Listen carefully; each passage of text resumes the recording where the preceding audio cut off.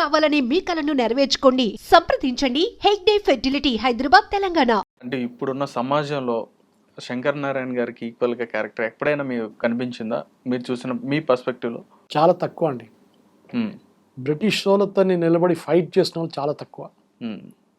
చాలా మంది వాళ్ళతో కలిసిపోయారు.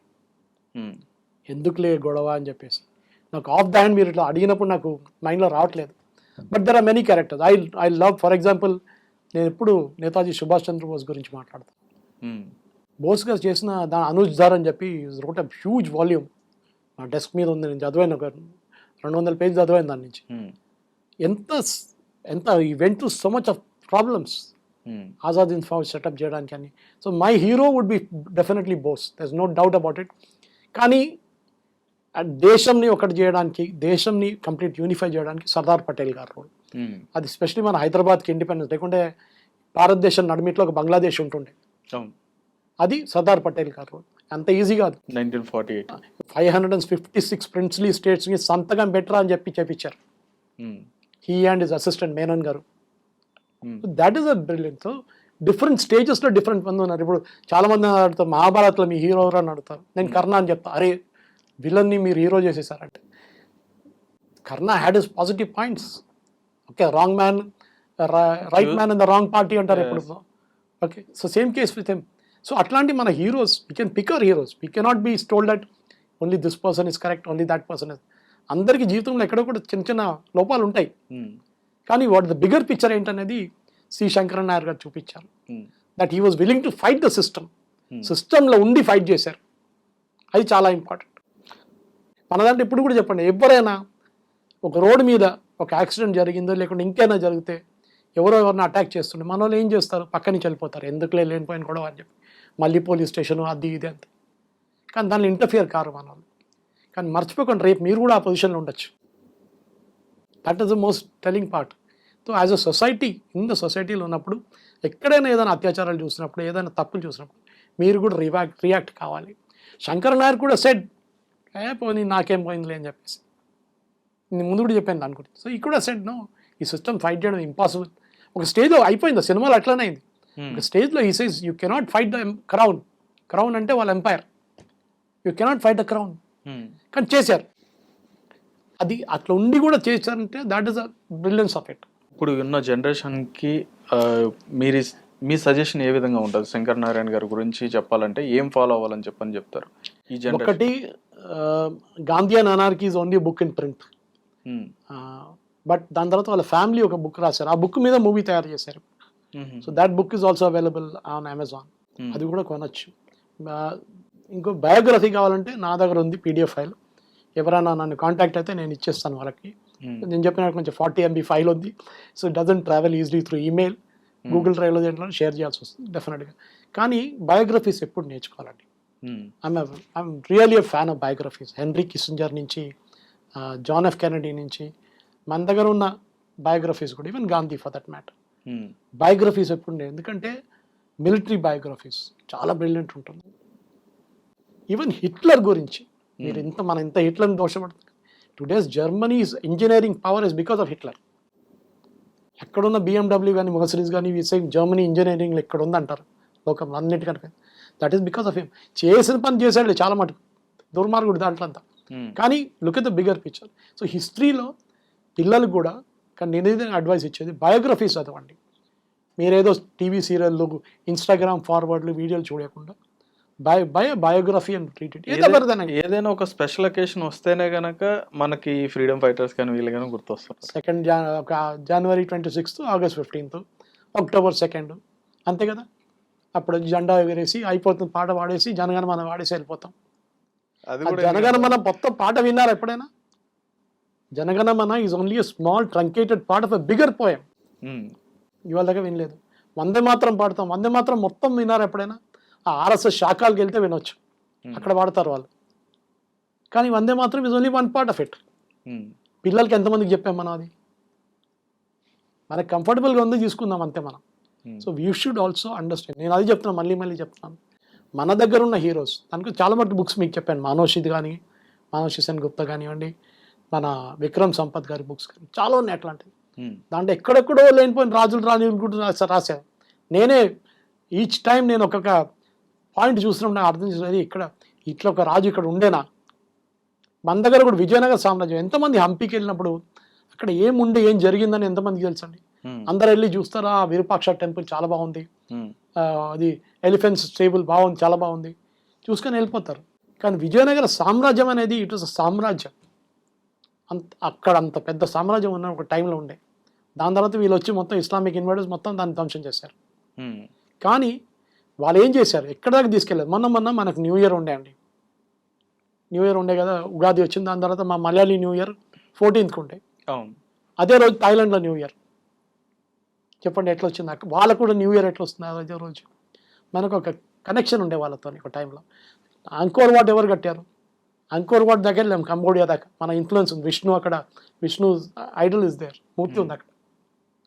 సో మనం entire south east Asia was under our control అని కాదు, మన రాజులు అక్కడ దాకా వెళ్ళారు ఆ టైంలో. మార్తాండవర్మ రూలర్ ఆఫ్ ట్రావెంకోర్ డైనాసిటీ, ఇప్పుడున్న పద్మనాభ స్వామి టెంపుల్ అంతా వాళ్ళది. Greatest Dutch army, greatest army ఉండే లోకంలో. అప్పుడు బ్రిటిష్ వాళ్ళు ఏం లేరు. ఫస్ట్ ఇండియాకి వచ్చిన డచ్ సిలోన్ కంట్రోల్ చేస్తుండే, ఇండోనేషియా కంట్రోల్ చేస్తుండే, ఫిలిప్పీన్స్ కంట్రోల్ చేస్తుండే వాళ్ళు. డచ్ని ఒక బ్యాటిల్లో, ఒక నేవల్ బ్యాటిల్లో ఓడించారు మన త్రివేంద్రం దగ్గర. త్రివేంద్రం అండ్ కన్యాకుమారి నడిమిట్లో. అండ్ ఈవెన్ కూడా మీరు మిలిటరీ కాలేజెస్కి వెళ్తే నేను చదువు చూసాను, the greatest naval battle in history అంటున్నా ఆఫ్ దాట్ టైం. డచ్ని ఓడించడం అంటే ఇంపాసిబుల్, కానీ మన వాళ్ళు చేసి చూపించారు. దాని తర్వాత డచ్ డిసింటిగ్రేట్ అయిపోయారు మొత్తం. వాళ్ళు మొత్తం వాళ్ళ కింగ్డమ్ పోయింది మొత్తం. లోకం లెక్క సిలోన్ వాళ్ళు ఇండిపెండెంట్ చెప్పేశారు, వాళ్ళు మేము కూడా రాము అని చెప్పేశారు. అప్పుడు బ్రిటిష్ వాళ్ళు వచ్చారు, ఈస్ట్ ఇండియా కంపెనీ. సో ఆ కల్లక్కెల్ అనే ఒక ప్లేస్ ఉంది అక్కడ. You should go there. I mean these are places where you should go and see the greatest naval battle in history జరిగింది అక్కడ. అట్లనే రానా అబ్బక్క గురించి చెప్పాను నేను. మన గోవా లిబరేషన్ గురించి ఎంతమందికి తెలుసండి? గోవాని కూడా ఎవరు టచ్ చేయలేకపోయారండి. 1960s వచ్చింది కదా మనకి ఇండిపెండెన్స్. ఎవరికి మాట్లాడరు దాని గురించి. అక్కడ కూడా ఫ్రీడమ్ ఫైటర్స్ ఉన్నారు, వాళ్ళ పేర్లు ఎవరికి తెలియదు. అప్పుడు వెళ్తే అక్కడ కనిపిస్తుంది, మీరు అక్కడక్కడ కనిపిస్తుంది. సో ద ఎంటైర్ స్టోరీ, ఎవడు ఎక్కువ లొల్లి చేస్తాడో వాని పేరు వచ్చింది, లొల్లి చేయనోడు పక్కన కూర్చున్నాడు, అంతే. మన హిస్టరీ బుక్స్లో అదే జరిగింది అన్నమాట.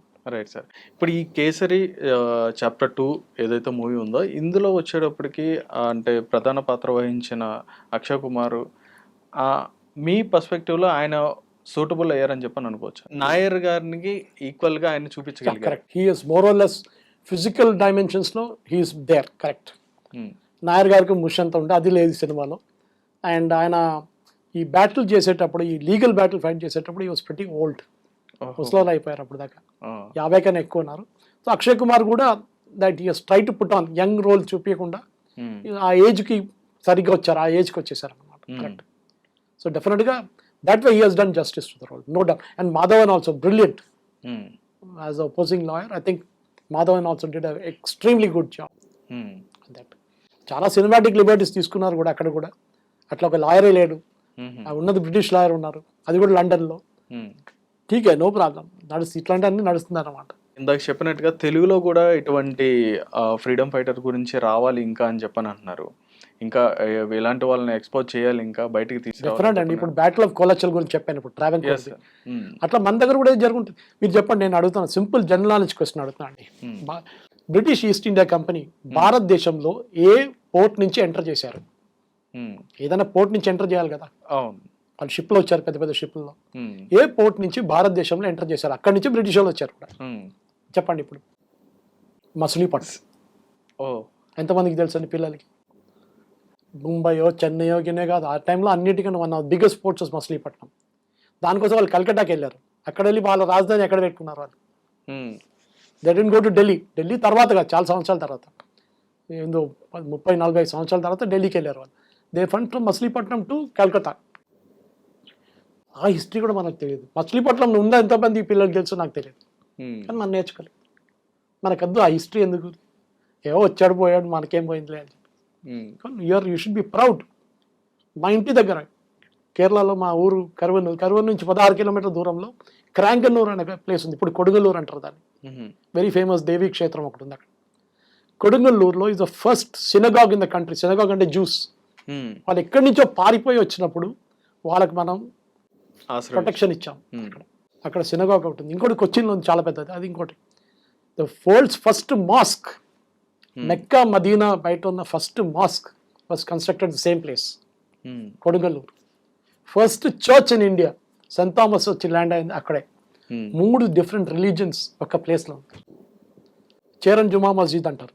చేరన్ మహారాజా, హిందూ మహారాజా ప్రాఫెట్ మహమ్మద్ని కలిశారు, స్ప్లిట్టింగ్ ఆఫ్ ద మూన్ చూపించారు. ఆయన ఇస్లాం కన్వర్ట్ అయిపోతున్నాయి, కానీ వస్తూ వస్తూ సనాలో చనిపోయారు ఒమాన్లో. ఆయన ఇప్పుడు కూడా ఆయన ఇది ఉంది, ఒక ఏం చెప్తారు దాన్ని, బరీ చేసిన ప్లేస్ అక్కడ ఉంది సనాలో. కానీ వాళ్ళ శిష్యులు ఇక్కడ వచ్చి ఒక మాస్క్ పెట్టారు. అది గుడి కోసం కట్టడానికి పెట్టిన మెటీరియల్ తీసుకుని ఆ హిస్టరీ నేర్చుకోండి. మీకు ఎక్కడ ఏ మస్జిద్ లోపల దీపాలు కనిపించవు. మన గుడికి వెళ్తే పెద్ద దీపం ఉంటుంది కదా, ఏదో ఒకటి.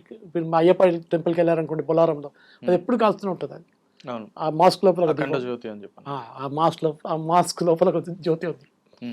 మీకు ఎక్కడ కనిపించదు. అది ముస్లిం మాస్క్లు ఎప్పుడు ఉండదు, అక్కడ ఉంది. ఎందుకంటే దాంట్లో సపోజ్ బి హిందూ టెంపుల్, దానికోసం.